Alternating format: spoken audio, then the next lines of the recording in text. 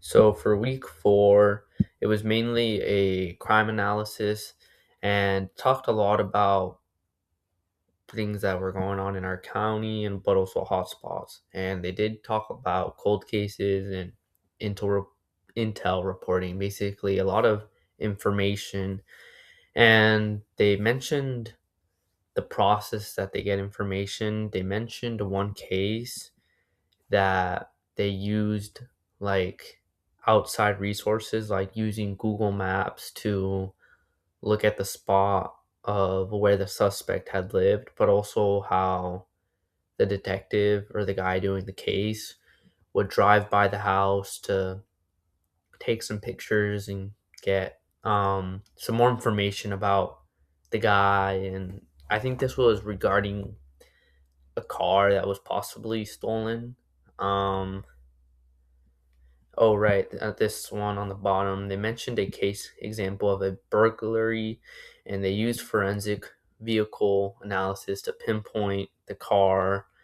And what was really interesting was that they also not only asked the public for help putting a picture of the car, it was a black vehicle, and it was pretty difficult to see the driver, but the guy who was investigating this used outside resources, basically using the Department of Licensing, looking up the car, looking up the model, the year, physical features that the car might have to basically pinpoint the year, the model, based off of all the features, color, year, and all that to potentially find the owner who the car is under.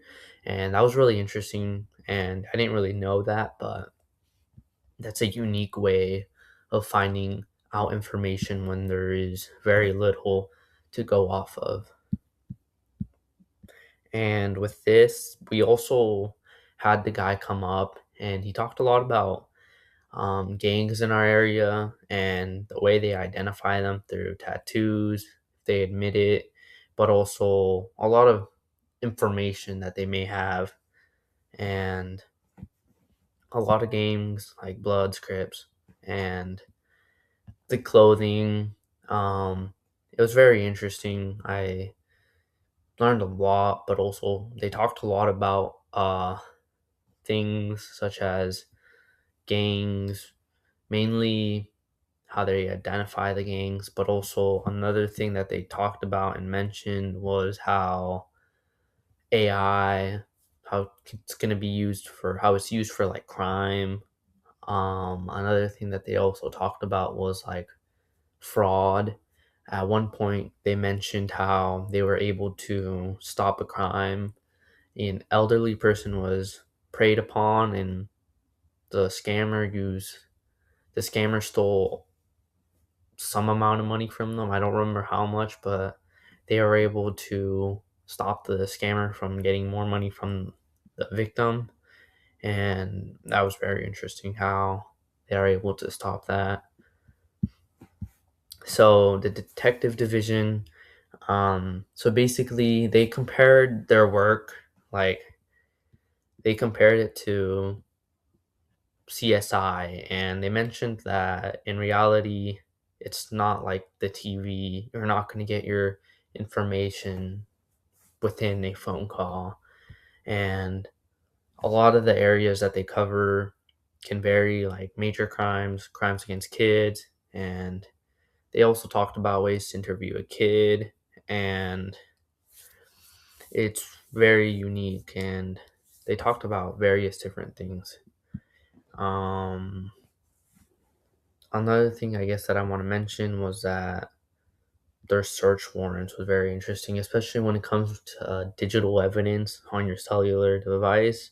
The way that they can try to go about that and try to either get the warrant and send it to your phone carrier, or even Google if your information's on that site, or even YouTube, various different companies, depending on what it's on, like Snapchat. And going back to the gang members, um, the detective had also talked about how they were able to get information because the guy who was gangbanging, he would post a lot of his crimes on Snapchat, and they were easily able to get that off of Snapchat with I think it's a subpoena if I remember, but it was very interesting how they go about finding their information, but also the way they go about it.